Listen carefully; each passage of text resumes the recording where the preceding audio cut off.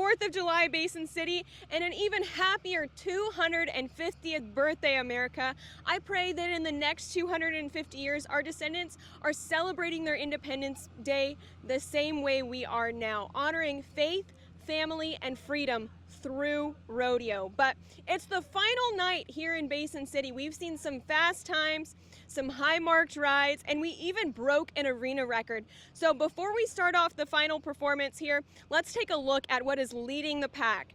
Starting off in the bareback riding, it's Colton Clemens. He was up the first night, 85.5 points on Corey and Lang's Brittany Fox. That horse kind of threw some moves and direction changes, but Colton met him jump for jump. Then moving on to the steer wrestling, he was 1/10 off the arena record, the reigning world champion, Tucker Allen. He was a time of 3.8 seconds. I mean, just watch how smooth and fast that run was. I don't think it gets much better than that. Then in the team roping, it was catch as catch can for Catch Kelton and Denton Dunning. 4.3 seconds to take the lead in slack earlier on this week. Then moving on to the saddle bronc riding, we didn't see a lead change, but we saw a name added to that #1 spot in the leaderboard. First off, that first night, we saw Cooper Thatcher, 85.5 points on Corey and Lang's Barmaid. He was an Aussie, but then the second night, we finally saw an American slide in there. Heston Harrison, another 85.5 point ride on Corey and Lang's Wildfire. Then in the breakaway roping slack, we saw JC Curran, 200ths off the arena record with a time of 2.2 seconds flat. Then in the tie down roping, again in slack, we saw John Dausch, NFR Cowboy, come and break the previous arena record with a time of 7.1 seconds. Then in the barrel racing, Taylor Bays is still holding on to that #1 spot, a time of 17.05 seconds. Then in the bull riding last night, we thought the bulls were going to take the win, but the final bull rider out last night, Tice Willis, was 85 points on Corey and Lang's Upper Class. He was the only bull rider to stay on. If you watch the video, that bull just went away from his hand. It was a smooth ride to take that #1 spot. But when we come back after this break, you're going to get a little tricks of the trade from this Your Specialty Act. Don't go away. In 1977, Ford F-Series became America's best-selling trucks. 33 million trucks later, we've kept that title every year since. And that's a formula we plan on repeating. F-Series, America's best-selling trucks for 49 years and counting. And Ford, the most awarded brand for initial quality among trucks by J.D. Power. Ford F-Series, built Ford tough. Here in Basin City, we know how much you guys love to watch the dynamic art of trick riding. So this year we brought in a beautiful mother-daughter duo, Haley and Cooley Proctor. Haley being a 2-time NFR Specialty Act. 2 consecutive years she has been. I got a chance to catch up yesterday with Haley. Take a listen. Haley, I know that you guys had to send Shane back home to Oklahoma. He's got to go work his big boy job, but you're here with Cooley kind of by yourself. I know you were a little nervous. Now that you've got 1 performance under your belt, are you feeling a little bit more settled? We're feeling a little bit more confident. I know we both were. So as Shane was slowing down in his rodeo career, he spent a lot of time on the road with us, and he was at every rodeo we were performing at. Cooley has never came in without him. And so, I mean, I was nervous, she was nervous, and I think it kind of showed last night. And she told me that it was just going to get better from there on out. I mean, she's 5. And so he called and gave her a pep talk yesterday before, and I know he had a little bit of critiques today. And so he's watching from back home, but we're getting our ducks in a row now, and so I know it's just going to get better from here. In the last few years, you guys at home might have seen Cooley transition from her cute little gray pony Phantom now to other ponies and your good faithful horse Cricket that you had at the NFR last year. What kind of training goes into creating a horse that you can trust with your babies? So much time. So Cricket has been in my lineup for the past 12 years. He was one of my original old faithfuls. He's my veteran. He went to the last 2 NFRs, ran around La Pyro. I trust him with every part of me. And he's still he knows he can get away with a few things with Cooley just because she's little that he doesn't even try with me. But there's not a dangerous bone in his body, and I know that he's going to keep her safe out there. And so right now she's getting her confidence on him, and he does have more speed to him to whenever she's ready to ask for it. But right now he's just plenty happy loping around the arena with him. I'm going to borrow him back tonight, and I'm going to ask him to run a little bit, so he's going to actually have to go work. But I think he's enjoying just playing around with her, too. And I want you to explain to everyone watching, what is the difference in qualities that you look for between a trick riding horse and a Roman riding horse? So a lot of mine intermingle between the acts. So all of my Roman riding horses, I've trick rode on all of them. There's a few that are a little better than others. Besides Jiminy, and she's just been a Roman riding horse, and she's she is my greatest one. And then I've got 3 that interchange.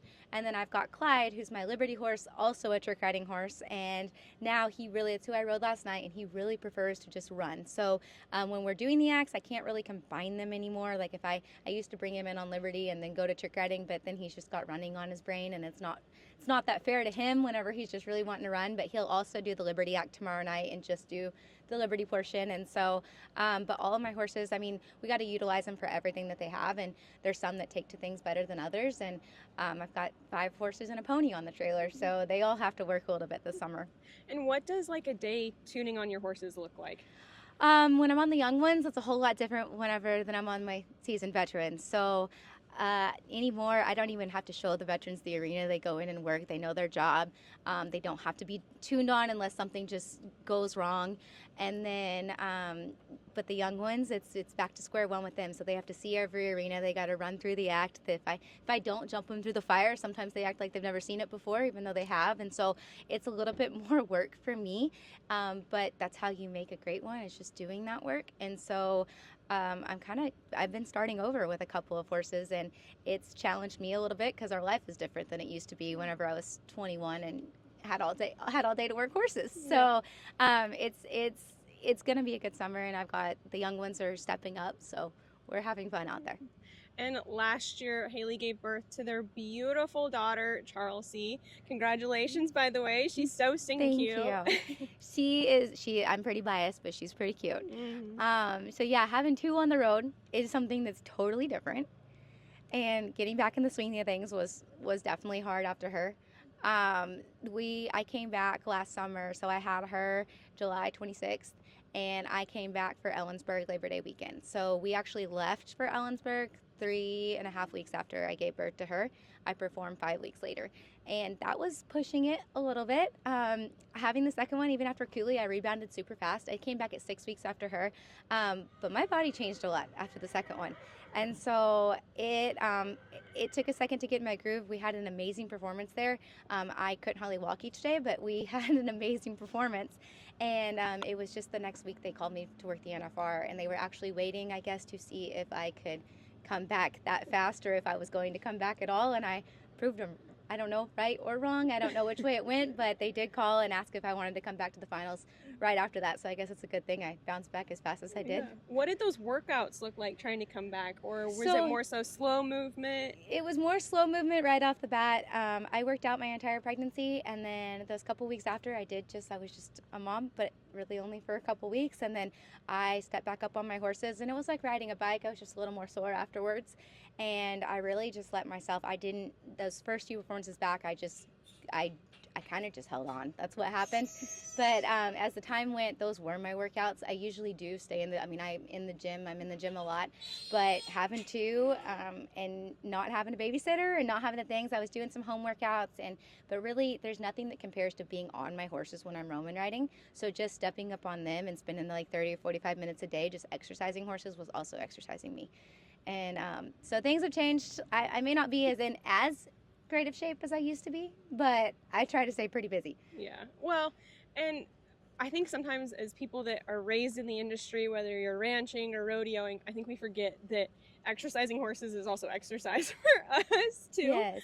But with now having 2 daughters on the road with you, what is the biggest thing that you want them to take away watching you in the arena every night? I just want them to know that they can do anything that they set their mind to, but anything that they dream of too. So this has been my dream since I was 5 years old, and Cooley is now partaking in that dream, and like she's a little bit mad at me that I'm not letting her trick ride tonight. So she is wanting to do it every day. She wants to go practice, but like some days she might not want to do this. That dream never left me, and it might change for her. Charles C may or may not want to do this at all, but whatever they do, I want them to put their whole heart into it, and I want them to go after whatever they want. And that was the same thing with their dad's career, and he got to fulfill his dreams. So whatever they want to do in life, I want them to just go at it 100%. Come time for the specialty act tonight, you guys are going to want to bring in your best American pride, because you're going to need it to cheer on Miss Haley and Cooley. But when we come back after this quick break, you're going to get a little bit of insight on some of the top contestants out tonight. Rodeo fans, we are one of your proud sponsors for the Basin City Freedom Rodeo. We are your one-stop shop for all your rodeo needs, from western wear, cowboy hats, and ropes. We are your rodeo headquarters. We can't wait to celebrate America's 250th birthday with all of you at the Basin City Freedom Rodeo. It is almost rodeo time here in Basin City, but before we kick off performance number 3, let's take a look at some of the top matchups that'll be coming your way tonight. Starting off in the bareback riding, it is the reigning Basin City Freedom Rodeo champion that I've got, Jacob Lees. He's got Buster from Bridwell Pro Rodeo. This cowboy is a 2-time NFR contestant and currently sitting number 2 in the world.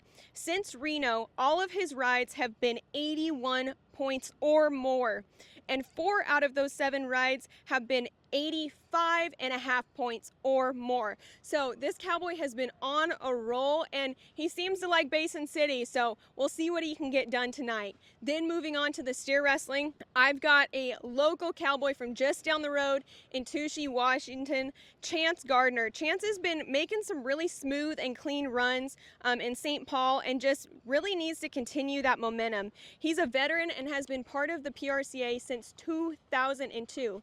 His wife, Casey Gardner, is currently placing here in the barrel racing. So if Chance can just go out and make a run like he has been this week, he's going to be the performance win. Then moving on to the team roping, I have got a combined total of 5 world championships and 25 trips to the NFR with this team, Caleb Driggers and Junior Noguera. They are currently sitting 3rd in the world standings, and they are leading the Cody Stampede with a time of 4.1 seconds, which is what they did here 2 years ago, a time of 4.1 seconds to place 2nd. And if they make that same run here again, that will take the lead and the win of the entire rodeo. Then moving on to the saddle bronc riding, I've got a 4-time Columbia River Circuit champion, Joe Harper, on Monster from Corey and Lang. This horse is outstanding and has been to the NFR a few times over. All of the rides on this horse have been 84.5 points this year or higher, most of them ranging around the 88 point range. Joe has been to the Columbia River Circuit Finals 6 times, and out of those 6 times he has won it 4 times. So he's been riding great this summer, and this might be just not only the matchup of the night, but the matchup of the entire rodeo. Then moving on to the breakaway roping, I've got a college rodeo coach, Suzanne Williams, out of California. She has been to the national finals breakaway roping once last year. She is currently sitting 8th in the WPRA World Standings. She was a 2-1 in Greeley, and she's needing a win here. She's needing to earn some money this Cowboy Christmas, so if she can go out and make a run like she just made last week in Greeley, she is going to take 2nd place and the performance win, or excuse me, 1st place and the performance win here in Basin City. Then moving on to the tie-down roping, I've got the man that set an arena record here last year, just set an arena record this week in Oakley City, Utah. Oh, and he's the #1 cowboy in the world, Mr. Riley Webb. He has just been on a roll. He's a 3-time consecutive world champ, and I think he's fighting to see if he can't do it 4 times and be on a new level of a historic tie-down roper. Then in the barrel racing, I've got Morgan Bagnell of Heath, Texas. She is currently sitting #1 in the rookie standings, which is a title that they can only compete for one time in their rodeo career. She is also sitting 11th in the world standing. So if the PRCA regular season ended today, she would be headed to her first national finals rodeo. So she's trying to climb and claw her way up into a little bit safer spot come the end of the season. And I think she's been consistent all week, and I think this might be the place that she picks up a check finally. Rounding it out in the bull riding, I have got the 4-time NFR qualifier and Idaho Cowboy Tristan Hutchings. He is currently sitting number 1 in the PRCA World Standings, and he was just 91 points at the Cody Stampede. He's got Corey and Lang's Northbound. This bull in 2026 has a buck-off rate of 75%, but the 2 times that they have rode this bull, they were marked 83.5 and 86 points. And if he could replicate those scores, that would either put him in the money or at the top of the leaderboard here in Basin City. But it is looking like the 4th of July here in Washington. Settle into your seats, grab a hot dog because it is almost rodeo time.